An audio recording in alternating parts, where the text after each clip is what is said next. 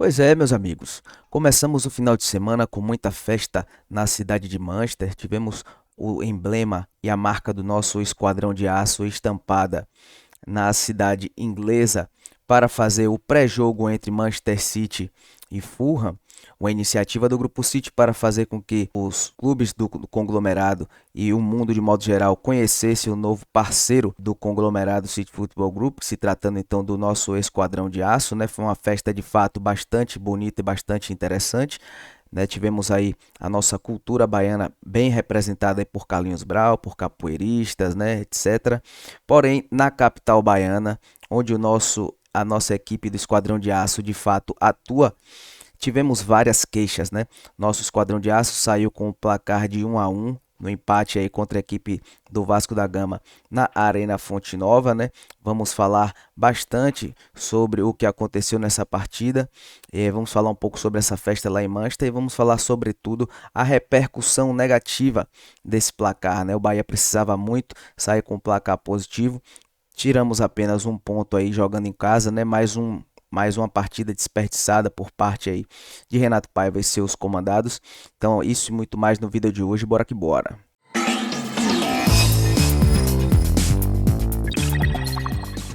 Salve, salve, meus pivetes loucos pelo Esquadrão de Aço, como é que vão vocês? Tudo beleza? Sejam muito bem-vindos ao seu portal de notícias do Bora Bahia New Generation. Então chegou aqui, rapaziada, você já sabe aquele bom e velho pedido de sempre. Se inscreve no nosso canal se ainda não for inscrito, ativa o bom e velho sino de notificações e senta o dedo maroto no like aí para a plataforma divulgar o nome e a marca do nosso Esquadrão de Aço para mais torcedores, beleza, galera?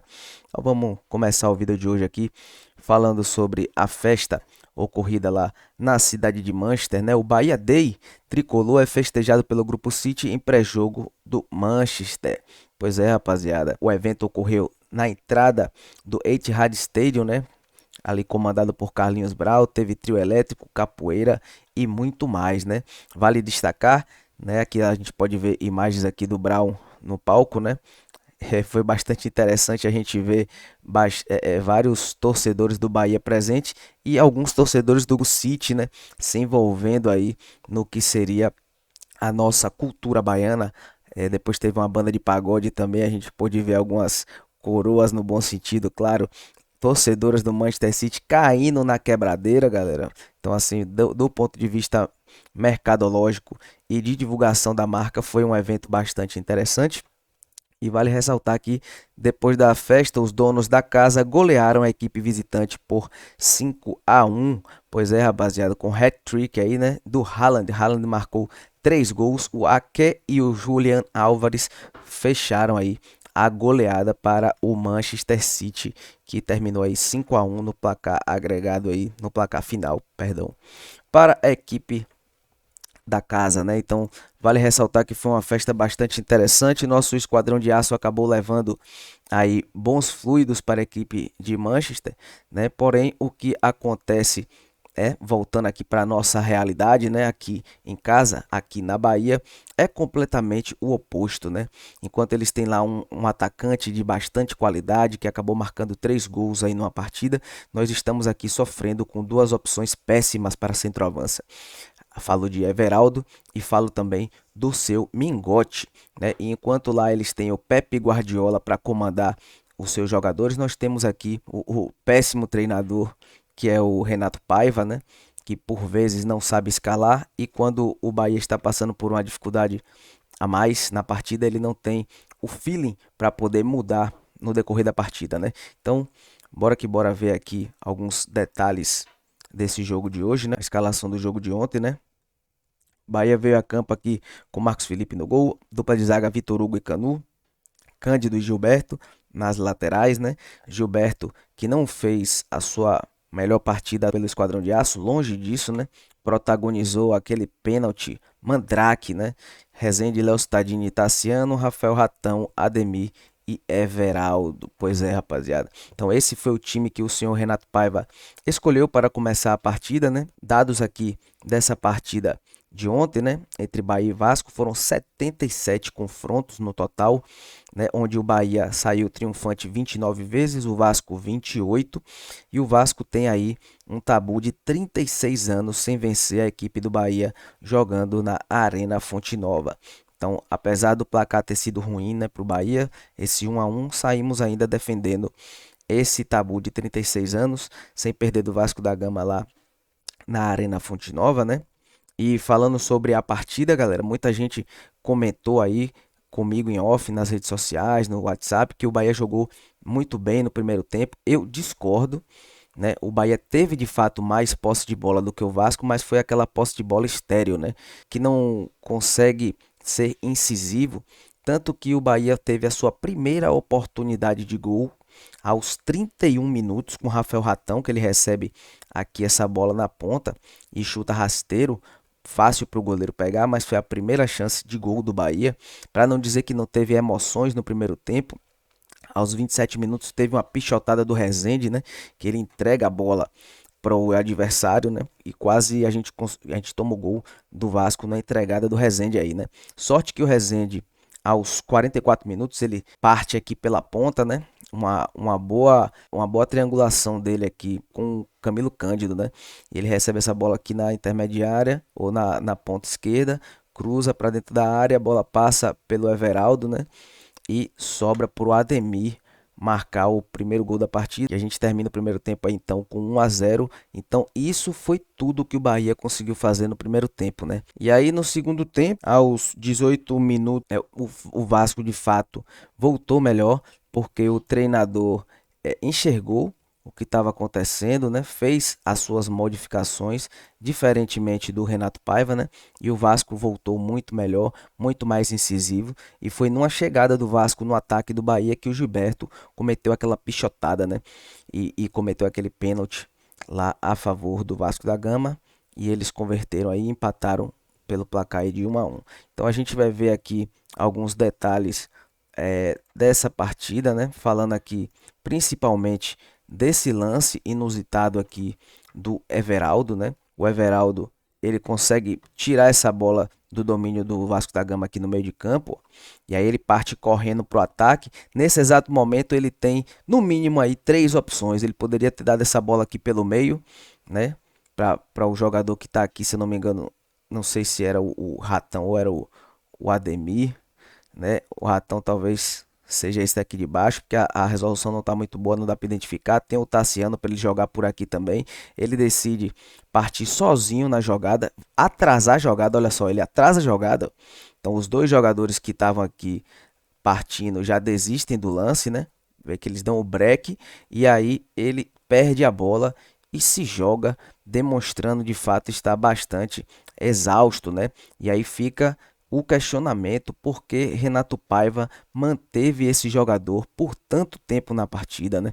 Everaldo, que a gente já sabe aí que não vem atuando bem, vestindo a camisa do nosso Esquadrão de Aço, e no decorrer da partida ele demonstra isso, né? De fato, não consegue nem se apresentar para receber a bola, né? É um atacante que ele peca nos fundamentos básicos, né?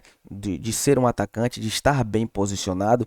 Ontem, em entrevista coletiva, Ulisses Gama pergunta ao Ademir, né, sobre questões do jogo. A gente vai ver aqui o depoimento do Ademir, que foi bastante interessante. Para mim, foi muito melhor a entrevista do Ademir do que a do Renato Paiva. E ele é questionado sobre o gol ter sido fácil, porque ele recebeu a bola ali de cara para o gol. E ele diz: foi fácil, porém é importante o atacante estar bem posicionado para receber a bola, coisa então que o Everaldo não consegue fazer. A bola não chega para o Everaldo porque ele não consegue se posicionar bem dentro da área, sempre está atrás da marcação, dificultando então o acesso dessa bola até os seus pés, né? A bola não consegue chegar no pé dele, quando a bola chega, ele faz isso aí que a gente acabou de ver, né? E vamos ver também aqui a reação do Tassiano após essa jogada. O Tassiano se joga no chão após o Everaldo perder a bola novamente. Olha lá, ó. O Everaldo perde a bola e o Tassiano aqui, ó, se joga, desaba no chão de desespero, né? Ao ver o seu companheiro fazer uma lambança dessa e gerando um contra-ataque, né? Às vezes a gente coloca muito a culpa de um gol, por exemplo, nos zagueiros, mas a gente vê que às vezes o lance começa aí no ataque, né? Quando o jogador perde uma bola dessa, todos os jogadores estão posicionados no ataque para receber a bola limpa, e aí quando você perde uma bola dessa, você toma um contra-ataque e fica desguarnecido, né? Porque ninguém esperaria que Everaldo ia perder uma bola tão fácil dessa. Então, é culpa do jogador, mas o maior culpado é quem está colocando ele aí para jogar, né? A gente viu que o Tassiano desabou ali, porém ele é outro jogador que não vem apresentando um bom futebol pelo nosso Esquadrão de Aço. Fica aí também o questionamento do porquê dessa insistência do Renato Paiva com esse jogador. E de antemão já vou colocar logo aqui para vocês o que seria a minha opção de time, já que o Cauli não está presente, né, não está disponível e o Acevedo também não estaria disponível nessa partida. Eu de cara já tiraria logo o Everaldo, não é resultadismo, eu de fato já tem tempo que eu não gosto da atuação do Everaldo, prefiro muito mais o Mingote, mas para não tirar o Rafael Ratão, por exemplo, eu colocaria o Rafael Ratão aqui improvisado de falso 9, né? Não deixaria o Biel no banco, né? O Biel começou o jogo no banco, por mais que ele não tenha entrado bem, mas ele entra também numa fogueira, então não dá para cobrar tanto do jogador, né? Eu tiraria o Tassiano, que também não vem rendendo, tá jogando só com o nome, né? Que nem tem tanto nome assim, só com a experiência. Eu colocaria o Citadini para fazer a função dele e no lugar do Tassiano eu colocaria o Juba. Porque, galera, o Juba ele é um jogador que tem 18 assistências na competição. Então ele é um jogador que é muito melhor para se jogar por dentro do que o Biel, né? O Biel é um jogador velocista, driblador. Então se a gente coloca o Biel para jogar por dentro, a gente mata o jogador, né? Então é muito melhor colocar o Juba, que não é um jogador muito rápido, não é um jogador do um contra um. Então ele se adaptaria muito melhor para jogar aqui nessa posição. E como ele tem 18 assistências e 20 gols na, na temporada, a gente colocaria o Biel para pisar mais vezes aqui na área, né? Então, outro jogador que eu tiraria também era o Vitor Hugo, né? Então, aqui para o lugar do Vitor Hugo, que no início da partida ele deu uma pichotada, né, galera? Repetiu aquele lance que ele protagonizou contra a equipe do Botafogo, que ele dá uma cabeçada para frente e o jogador do Botafogo pega e dá o contra-ataque, né? E gol do Diego Costa, ele fez a mesma coisa, o mesmo erro na partida passada, só que não derivou em gol, né? Ou o Gabriel Xavier ou o próprio Raul Gustavo, né? Que já está recuperado de lesão, está precisando de minutagem, então talvez o Renato Paiva não tenha ainda expectativas desse jogador começar como titular, mas o Gabriel Xavier com certeza seria a minha opção aí, então, para atuar no lugar do Vitor Hugo. O Gabriel Xavier que vinha atuando bem, ele foi substituído justamente porque o Vitor Hugo tem mais nome, né? Então, Renato Paiva, infelizmente, ele tem essa questão, né? Ele escala pelo nome do jogador e não pelo momento, né, rapaziada? Então, essa seria a minha escalação para o decorrer da partida e a gente vai trazer aqui agora na tela para finalizar o vídeo de hoje alguns depoimentos, né, de pessoas da mídia do eixo, né, porque o Renato Paiva ele costumeiramente diz que a mídia baiana pega no pé dele, mas que os jornalistas de modo geral elogiam muito o seu trabalho. Então vamos ver o que os jornalistas do eixo estão falando aqui de elogios ao trabalho do Renato Paiva, né? O Fernando Campos, que ele é comentarista e jornalista da ESPN Brasil, diz o seguinte: ó, o trabalho de Renato Paiva é bem decepcionante nesse Bahia. Demora para mexer, dificuldade de criar alternativas diferentes na construção e pouco repertório. Está subaproveitando um time que pode jogar e entregar mais. Pois é, rapaziada, tá aí os elogios então, né, para não dizer o contrário, de Fernando Campos com relação ao trabalho pífio do seu Renato Paiva, né? Então assim, é algo que toda a torcida do Bahia já começou a ver. Agora também a mídia do eixo, né? Porque eles não estão no dia a dia, então eles sempre demoram um pouco mais para fazer a leitura correta do que de fato é o trabalho dos nossos treinadores.